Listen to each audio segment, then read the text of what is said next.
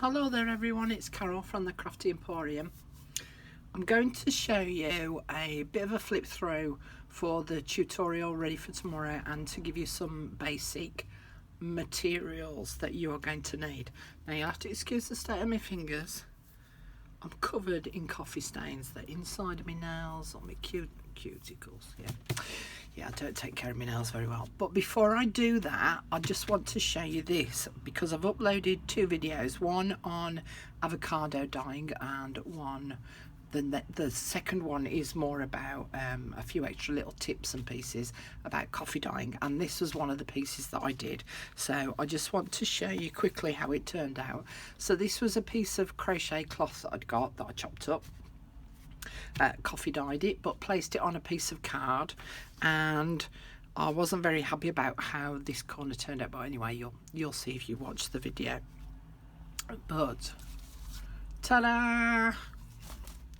So it's not fabulous. I mean, it's not bad, but it's not fabulous, but it's okay, it's usable. So, and that's the back. A little bit of it's imprinted on the back, but if you imagine that as a page or a background in a journal, that would be quite impressive, wouldn't it? Yeah, it'll do that. And of course as well, I end up with a nice piece of coffee dyed crocheted fabric too. Okay, on to the journal. So this is a different version to the one that we did last week. So last week's was just a basic one. This is a concertina one. All right, so that's the side, that's the back, that's the top, that's the back, that's the bottom, that's the journal. Okay, so I'm going to do a quick flip through and go through a couple of things. Now again, it's using envelopes, and you need a minimum of 6. Hang on, just rearrange myself on my chair. You need a minimum of 6. You also need your decorative papers too. Now I used black envelopes in mine, and because I used black envelopes, I used a fair bit of black card, as you will see as we go through, for backing pieces of ephemera and also for the front cover. All right, you will need to decide yourself how you actually want to go about doing that, and I would suggest watching each video and then deciding on the materials that you want to use.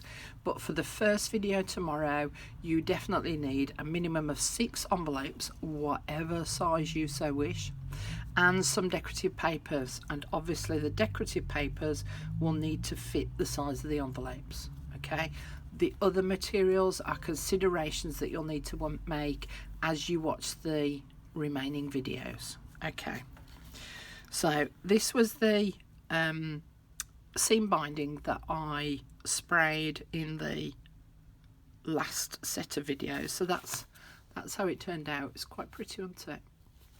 And I forgot to mention as well, because I did say I would show you and I forgot, was you also can dye your cheesecloth in the same way, or your muslin in the same way. So I'm just going to flip her over because I'm just going to tie these at the back to keep them out of the way. Hopefully they'll stay out of the way. Okay. Now I'm not going to be able to get it all in frame, so you will have to bear with me. But we open it up, and this is the first part of the journal. So I've got a pocket here, and I've got some tags. Now this is another one of my new digital kits.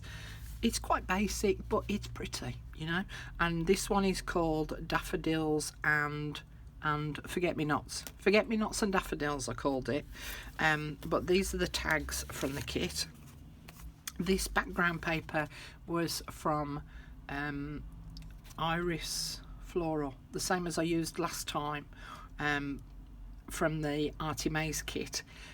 But there's a blue version and a grey version. So in the previous envelope journal I used the greyer version. This is the bluer version to go with these colours. So then I've got a pocket here, and I'm not going to pull everything out. I shall pull some things out. But there's some folded papers in there to write on. Now the style of this, although I'm calling it a journal, is probably more like a mini album, because it's probably more based around the fact that you can add photos to it. Okay, this page here, this I've cut out as an extra, and it's formed a little tuck pocket, so I've got some papers in there. And then on the side here there's a pocket, and in there I've done an envelope so that there's some bits that can be stored in there.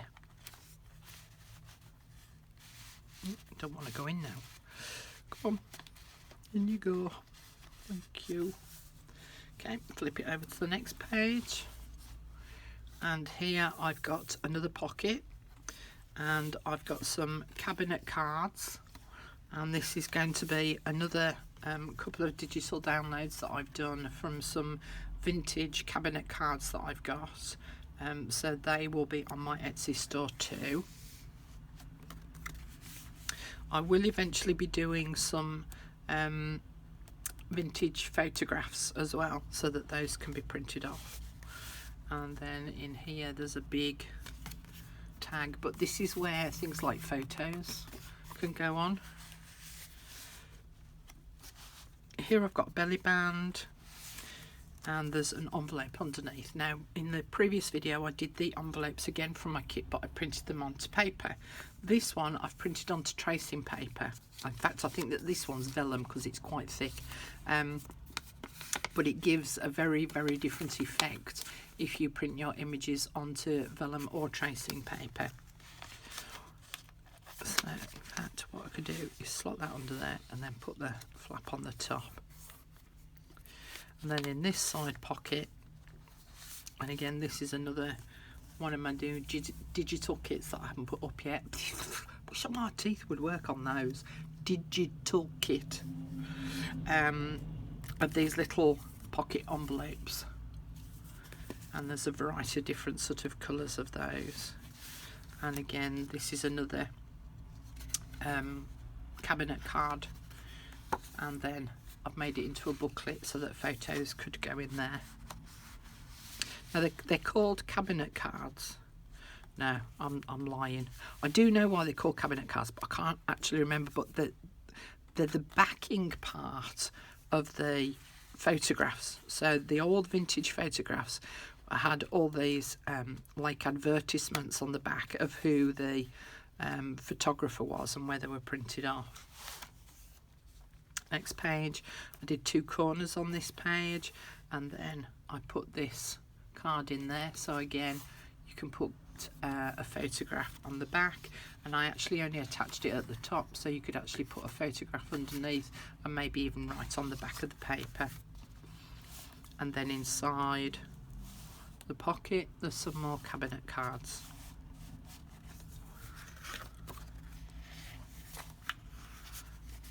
So you can see now why I used a lot of black card, because I've backed a lot of these images onto the black card. Now this one here, I've done this so that this flips open that way, and it also flips open that way. Attach some writing paper in there, but you could put little photographs on here. And that just slots under that circle at the top there. And then in the end pocket, if we can get it out,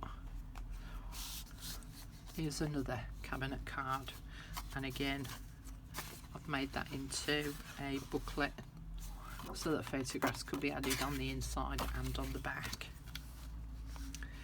Now the nice thing about the concertina journal is that isn't it. You then turn to the back page, and then you start opening it up the other way, so you're actually opening like the back side of the journal up if you so wish.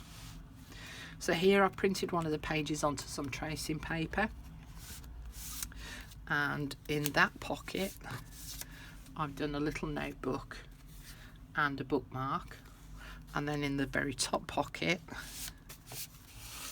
there's another cabinet card, and when you open it up it's got a pocket on the side here so that you can insert some pictures into there or on here, or even some writing paper in there.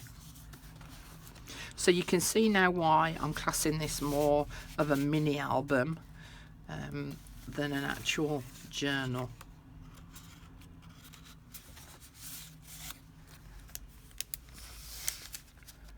And there's slot in there. On this side I did the waterfall, and this is magnetised at the bottom, so I'm going to show you how to go about attaching magnets. And then each one of these flip up, so you could put a little tiny photograph on this part of the image here, and then you could write about it on the back. And then right at the very back there's a little secret pocket, and inside of there there's a card. And there is another cabinet card, little booklet there that goes in that top pocket.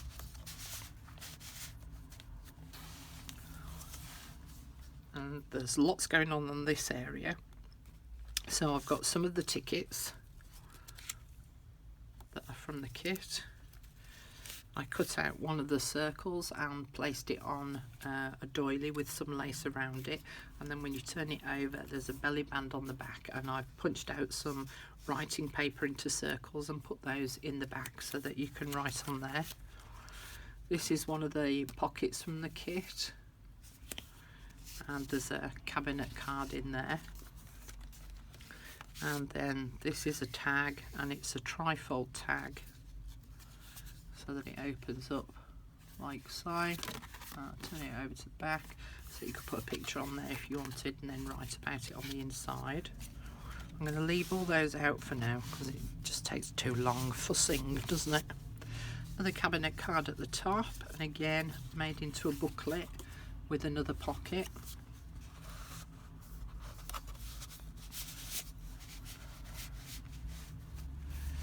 And then on this side I made the envelope out of tracing paper, but instead of gluing it like that so that this flap would lift up, I actually glued it down that way so that it makes it into a longer, thinner envelope with the flap there. And then from my leftover bits of papers I made a really big tag and put a pocket on the back, and then in the top pocket there's another cabinet card in there, and again with another pocket. I'm going to put all those away in a bit, but I just wanted to show you that with the envelope I put the flap underneath this bar and flipped it over the top, put it underneath the circle that I've got there, and that now holds that in place. This then closes and it takes you back to the very front of the journal stroke mini album.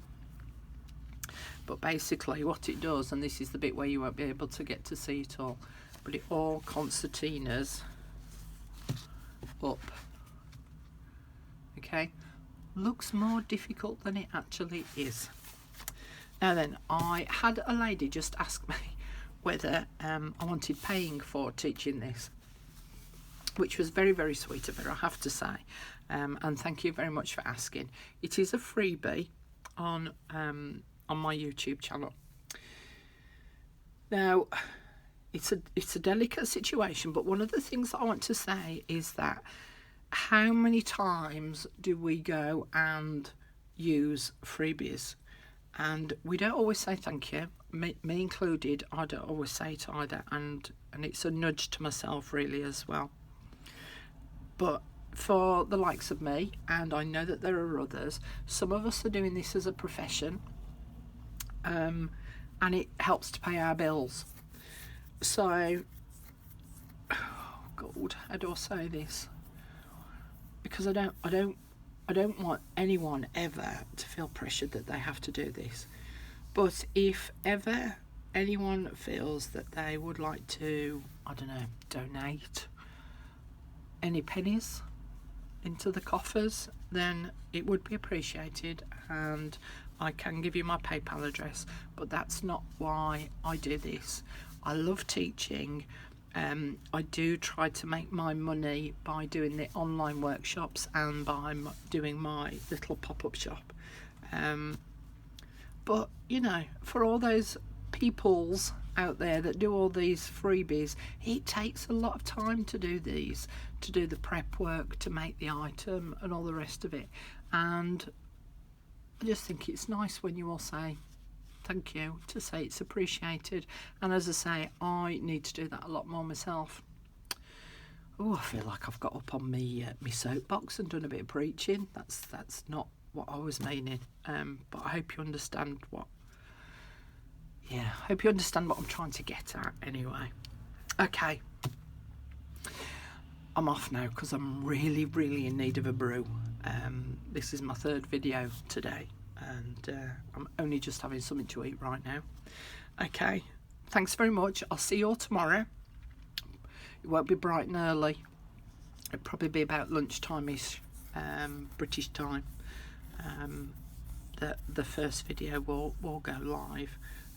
So have your envelopes and your papers ready, and I will put the links in the description box down below to 2 new digital kits, this one and one that I'm going to be using throughout the journal making process as from Saturday tomorrow. Okay, I'll speak to you again soon. Bye for now.